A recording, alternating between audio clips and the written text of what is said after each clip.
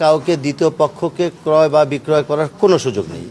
এখানে হয়তোবা আপনি যে প্রশ্ন করেছেন অনেক সময় ভাড়া, তা আমরা শর্তাবলী দিয়ে দিব।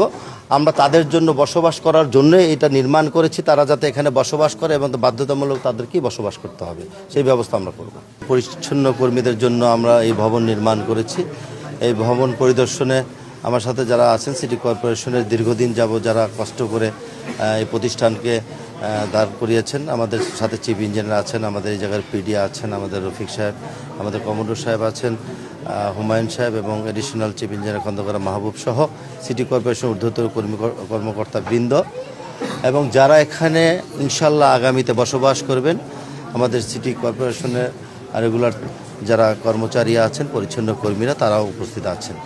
আমরা এইটা পরিদর্শনকালে আমরা নিজেরা এখানে সরজমিনে দেখে আসলাম ভবনগুলোর অবস্থা কি। আপনারা আমাদের সাথে ছিলেন।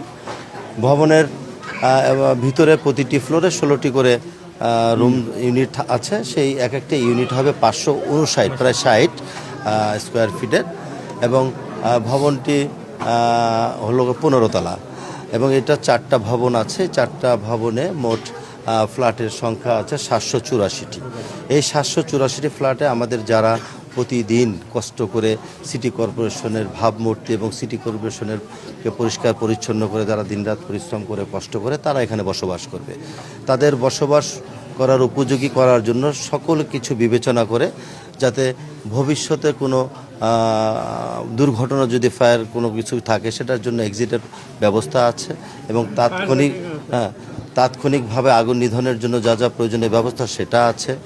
এবং আপনারা নিশ্চয়ই দেখেছেন যেভাবে একটা মানুষ বসবাস করার মতো সেভাবে কিন্তু প্ল্যান করে সেই ভবনের ভিতরে রুমগুলো সুন্দর করে করা আছে। আমার রুমগুলো দেখে মনে হয়েছে যে আমি নিজেও এখানে বসবাস করতে পারবো। তো যারা এখানে বসবাস করবে আগামীতে তাদের কাছেও একটা থাকবে যে তারা যাতে পরিষ্কার পরিচ্ছন্ন করে বাসযোগ্য এবং বসবাস করার মতো পরিবেশ সৃষ্টি করে রাখে। আমরা আশা করছি খুব দ্রুত সময়ের মধ্যে আগামী জুলাই লাস্টে না হলে আগস্টের ফার্স্টের দিকে আমরা ইনশাল্লাহ এখানে আমাদের পরিচ্ছন্ন কর্মী যারা আছে তাদের হাতে আমরা এইগুলো চাবি তুলে দিতে পারবো। এটাও আশা প্রকাশ করছে মাননীয় প্রধানমন্ত্রী। আমাদের মাননীয় প্রধানমন্ত্রী জনাব তারেক রহমানকে আমরা অনুরোধ করব যাতে করে আমাদের সিটি কর্পোরেশনের যারা দীর্ঘ কষ্ট করে পরিচ্ছন্ন কর্মী এখানে বসবাস করবে, উনি যাতে এখানে উদ্বোধন করে সেই চেষ্টা আমরা করব। শুধু বিল্ডিং নয়, ভবন নয়, ভবনের পাশাপাশি যারা এখানে বসবাস করবে তাদের সন্তানরা যারা পড়াশোনা করতে পারে সেজন্য স্কুলের একটা ব্যবস্থা আছে, আপনারা দেখেছেন।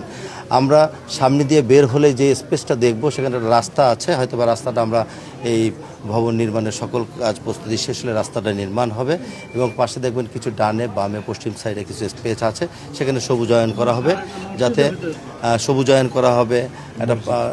একটা পাশে নামাজ পড়ার জন্য ওজোখানা মসজিদের ব্যবস্থা করা হবে। অর্থাৎ একটা মানুষের বসবাস করতে যেটা যেটা প্রয়োজন আছে সর্বকিছু এই কমপ্লেক্সের ভিতরে সবাই থাকবে। এবং যেই 4টি ভবন আছে সেই ভবনের 4-4টির নামও আমরা হয়তোবা আমরা বিশ্লেষণ করছি, তাদের নামকরণ করে আমরা সেই ভবন